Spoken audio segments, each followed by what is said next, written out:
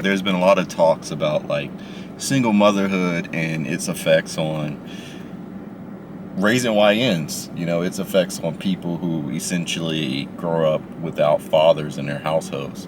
And I'm not sure if you guys ever heard of Blackie Speaks, but like if you watch my videos, you probably have. He does like commentary on different things going on within the rap community. And one thing I noticed is that like a lot of black males, especially just men in general, have like this conception that the things that affect us at a granular level when it comes to our deviancies and likelihood of conforming to society, a lot of these things come from the notion of the family, or the fiction of the family, the body of the family, which seems to have no biological internal mechanisms itself, whereas it's more so a combination of all of the things we allot to it at a more abstracted level within society.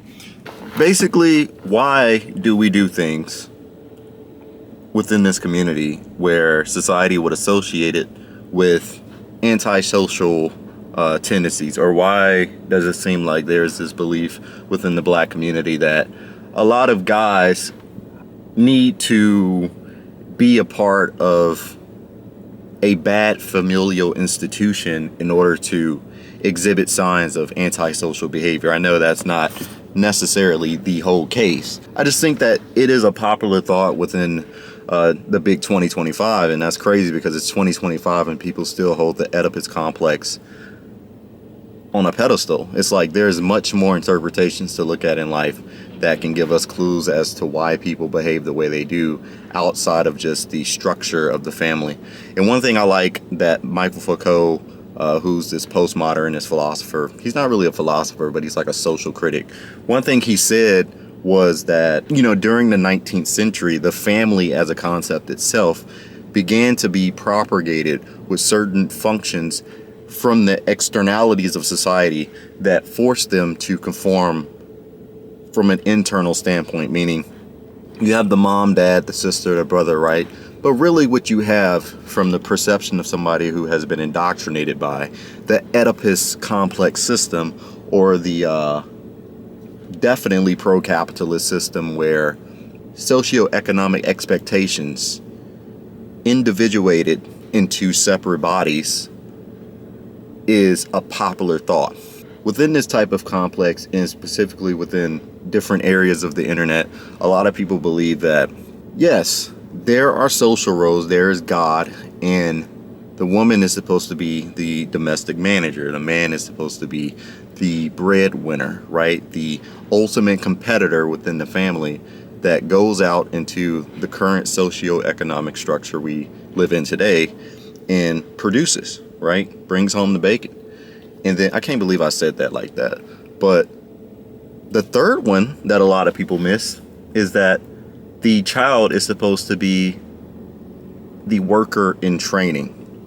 And this notion that to be somebody who is antisocial, you have to be mad in a sense, is kind of demeaning.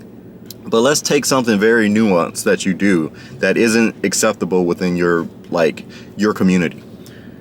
They will see that as rebellion or deviousness. And then that manifests into a self-healing capability or mechanism that the family creates itself according to the believers of the Oedipus complex, whether they believe it directly or indirectly.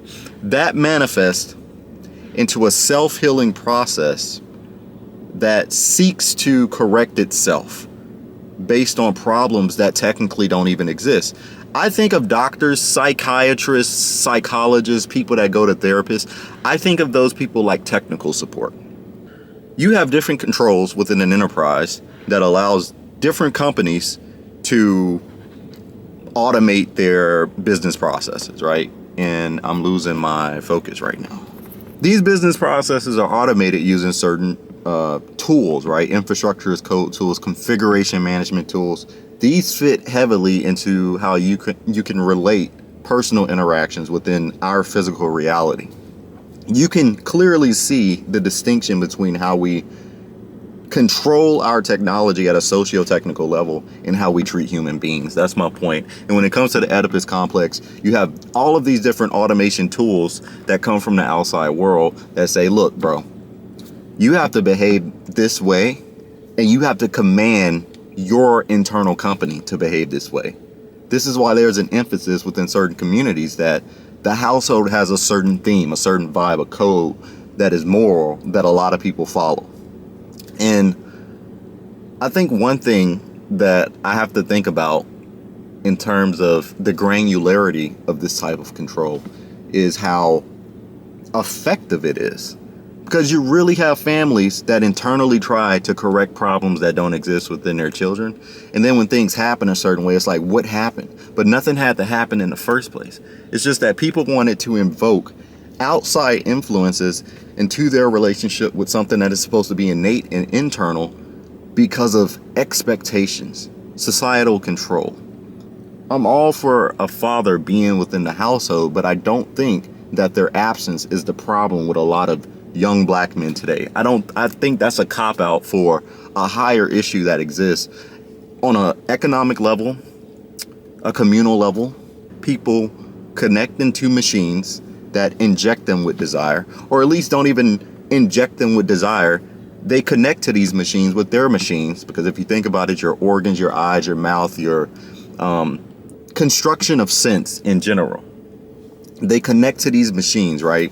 And then they experience, and you experience all of these different flows within the world. That can be information, data, experiences, reactions from people. Like that girl who I told the possum was right by her and she didn't like say anything.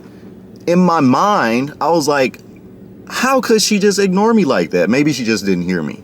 But like, I just couldn't, like, I was like, it is ridiculous that I feel like this, but I was just trying to be nice. Like, I was just trying to talk to somebody. It's like when I actually try to like be a normal person and say hey to people, it's like I get reactions like that. And when I'm being mean, people want to like be in my life, and it's kind of annoying. But like, I digress. I guess the point is that I took that flow from that interaction with that girl and I let it influence how my next moves were going to be created within the world. And I think a lot of people are being affected by this subconsciously. They're not even aware that these external influences that they connect to shapes their reality. They can't fathom the idea that there are things outside of themselves that they don't control.